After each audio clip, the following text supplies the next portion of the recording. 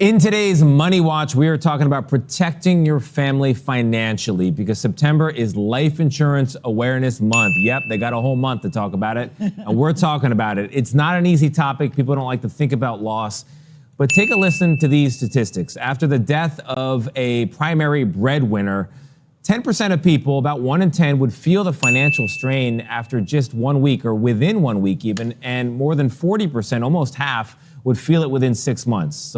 Okay, so what is life insurance? So this is just a contract where I pay a company, a life insurance company, and say a certain amount of money every year will go to pay for this thing called a premium. And if I die, then you, the company, will pay my named beneficiary a lump sum of money.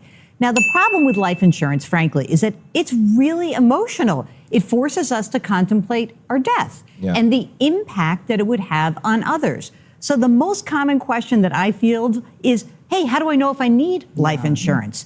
And the easiest way to answer the question is if somebody is relying on you financially and your death would cause that kind of strain that you noted in that statistic, the answer is yes, then you need life insurance. So if you're a person getting up in the morning, going to work, and someone is depending on your paycheck, then you need to think about life insurance. I want to go one level further than that, because in some respects, it's easy when it's like, okay, you're working, I'm at home with the kids, or we have kids. But what if you're paying for your adult parents? What if you are supporting your sister or siblings? So you have to factor in all the people that would be negatively impacted by your death. I never thought that as a young person, when I was younger, I never gave a thought to life insurance. I certainly think about it now because I used to think it's for older people. So how do you know how much life insurance you need? This is a great question because you'll hear rules of thumb. Oh, there's this times your salary, there's that. But the reality is every person is different, right? Because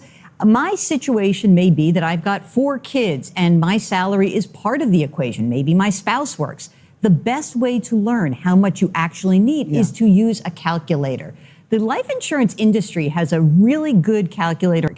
You put in, hey, how much money do I spend every month? What is the other insurance coverage I have? What obligations do I have? Do I have debt that I want to pay off? You factor all that in. You plug in all those variables, boom, you got a number. That's the amount that you need. Okay, so are there different types of life insurance, and what about using workplace insurance? This is a great question because there's 2 main categories. There's term life insurance, which is what it sounds like. You have life insurance in place for a specific amount of time. Maybe it's 20 years, maybe it's 30 years. You pay a premium. If you die within that term, your heirs get the money. Right.